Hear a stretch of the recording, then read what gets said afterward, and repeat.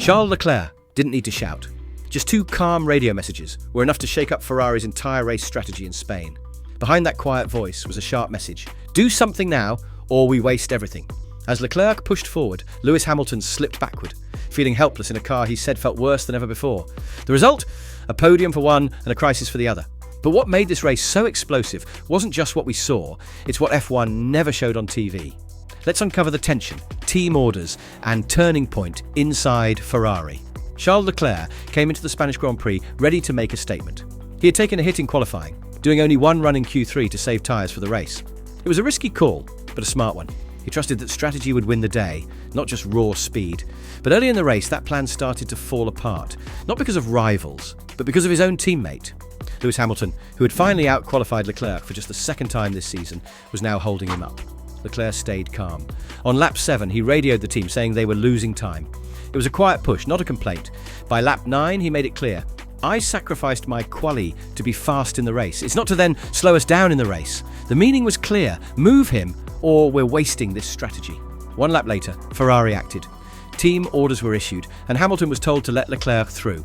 The move was clean and calm, no drama, no fighting. Just a lift of the throttle and a pass into turn 1. From that moment, Leclerc's race took off. But for Hamilton, it was the start of a painful slide, and one of his most difficult Sundays in red. With Hamilton behind him, Leclerc finally had space to push. He made the most of it. His lap times dropped, his confidence rose, and the car seemed to come alive under him. He picked off competitors one by one, keeping his pace steady and his strategy clean. By the end of the race, Leclerc was up to 3rd, his 3rd podium of the season. But it wasn't just about points. This was political. He had made a demand, the team had followed it, and he delivered results. That kind of performance builds trust. Leclerc didn't need to say much after the race. His actions on track did all the talking. He was calm, focused, and sharp the entire time. For a team that's often been criticised for poor communication and unclear priorities, this was a rare weekend of clarity. Leclerc looked like a leader, someone the team could count on to make bold calls and back them up. In the post-race interviews, the mood around him was light, confident, and optimistic. Ferrari looked proud.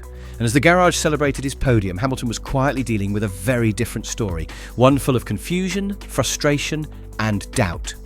For Lewis Hamilton, everything started fine. He qualified ahead of Leclerc and was in a good spot to fight for solid points. But once the race began, nothing felt right. The car didn't respond the way it should. It lacked grip, balance, and pace. He slipped from position to position and never looked comfortable. By the halfway mark, he had already fallen behind Alonso. Later, he would only hold on to 7th place thanks to a penalty given to Max Verstappen. After the checkered flag, Hamilton's voice came through on the radio, quiet but clearly upset.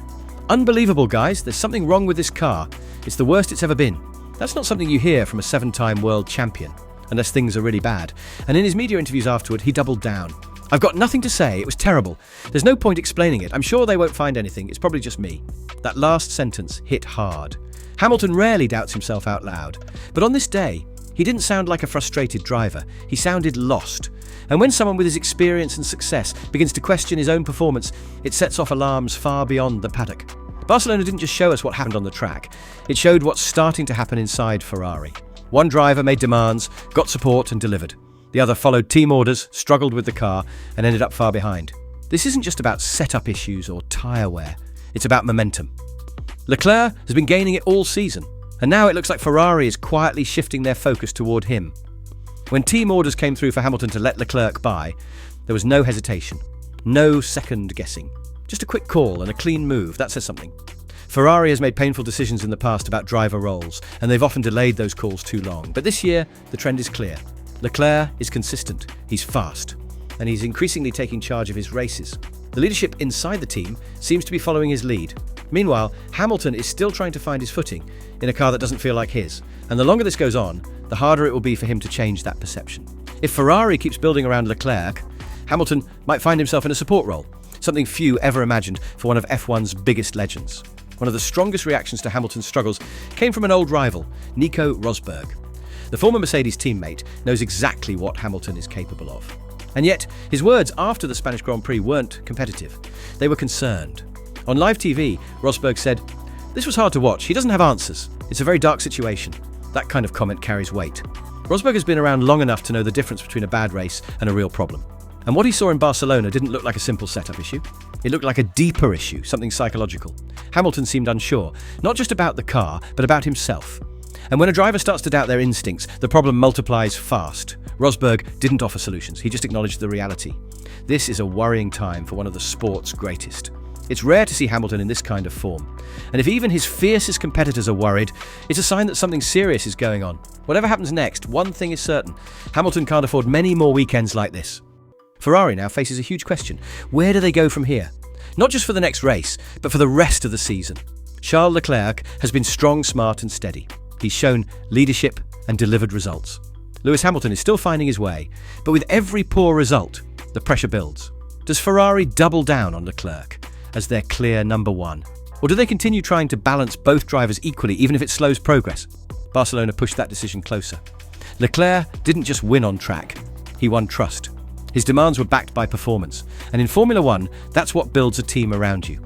If Hamilton wants to shift the momentum, he needs a strong response, and soon.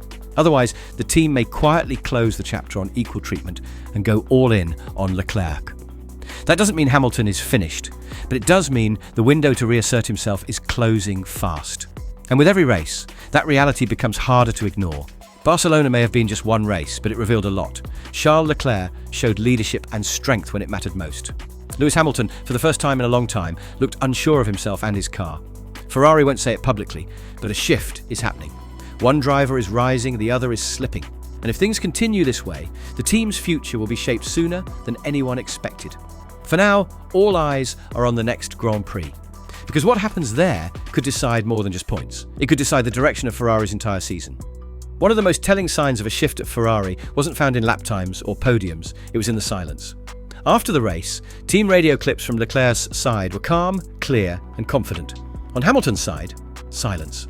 There were no in-depth post-race reviews over the radio, no feedback loops, and no words of encouragement. Just a cold, clipped message about the car being the worst he's ever driven, and nothing more. That silence says a lot. It suggests confusion inside the garage, uncertainty about what went wrong, or worse. Fatigue from trying to fix the same problems over and over. Ferrari's engineers seemed more engaged with Leclerc's data, more present in his race, and more confident in his feedback. Meanwhile, Hamilton looked isolated, sitting in the media pen, trying to explain something even he couldn't fully understand. This isn't the first time Ferrari has faced internal imbalance, but with a driver as experienced as Hamilton, that silence becomes dangerous. It breaks trust, limits communication, and slowly pushes a driver out of the decision-making process. Whether intentional or not, the lack of dialogue speaks volumes. And if that silence continues, it may not be Hamilton's performance that fades. It could be his influence within the team. Because in Formula One, when your voice starts to disappear, your position usually follows. What happened in Barcelona wasn't just another race, it was a turning point. Charles Leclerc proved he's ready to lead, making bold calls and delivering results when it mattered most. Lewis Hamilton, on the other hand, is stuck in a car that no longer feels like his, raising questions even he doesn't have answers to.